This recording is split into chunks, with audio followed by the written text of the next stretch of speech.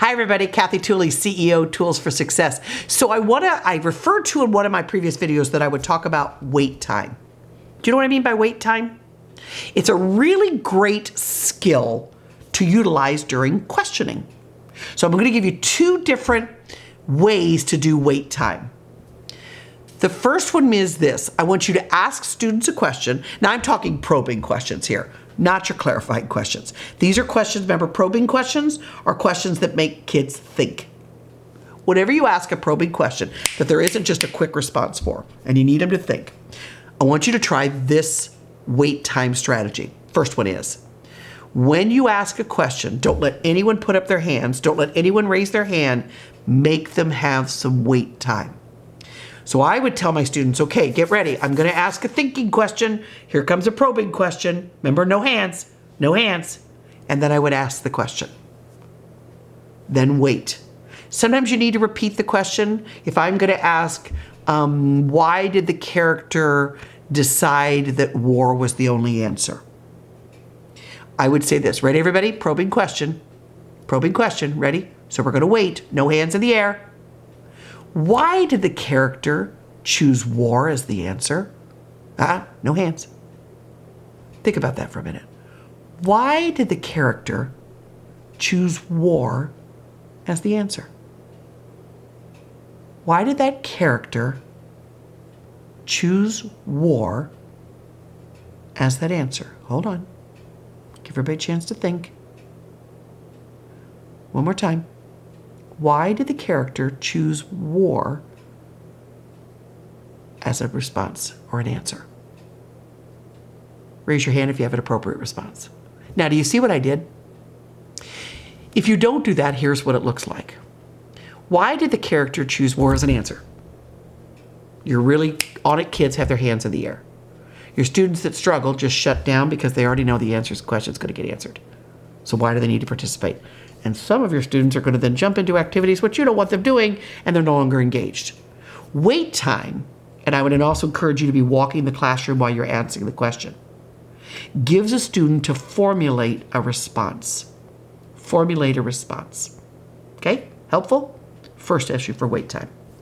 The second thing I want you to do is, when you give them the wait time, don't have anyone put your hands in the air. Rather, you call on students. So same activity as the first. No one puts a hand in the air, and you say, Kathy, tell me what you're thinking.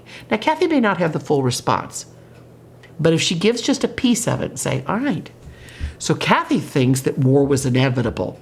She doesn't have a good feeling why, but she feels like that it was inevitable. Who agrees or disagrees with Kathy? Give me another way. Don't raise your hands. Johnny, war inevitable or not? See, I don't think war was inevitable. I think that, insert answer. Okay. So Johnny's disagreeing. Are you disagreeing with Kathy? Oh, you just don't think it was, okay. Susie, take a side. What do you think? Do you see what I'm doing? I'm still focusing on the same question, but I'm allowing them to formulate a really rich response now, instead of what I call that knee-jerk response because you called on me. And it's okay to say, if I call on you, I allowed my students to say, can I pass? You certainly may. Now, pass doesn't mean they're done. Pass means that after I get some stuff built, after I get a few students' meaty response, I'll go back to them and say, all right, now what are you thinking? Because that might have been just enough. Also watch their body.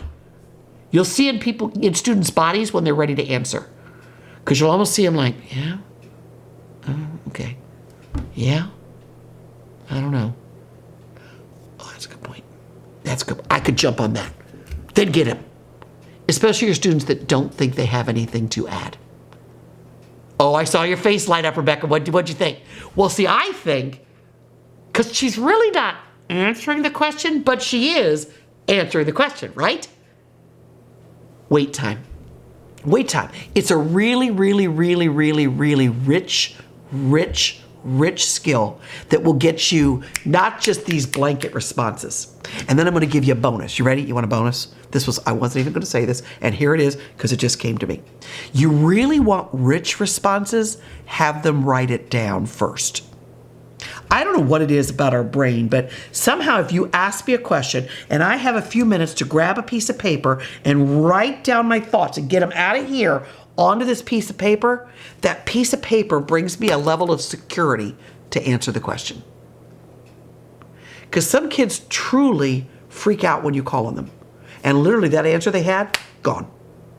But if it's written on a piece of paper, they can go, well, what I was thinking, they won't read you the whole thing. They'll pull out a few pieces. So if you've got time, and I know that doesn't fit always, that's why I'm going to call it a bonus. A bonus. Okay? But wait 3 to 5 seconds before you ever take a response. And you will see that you get more rich, more delved, more really useful answers. Hope you find that useful. As always, don't forget to like and follow and share and do all the things you do with a video. Thank you for what you do every single day and for being willing to take yourself on. Have a great day until we see each other next time.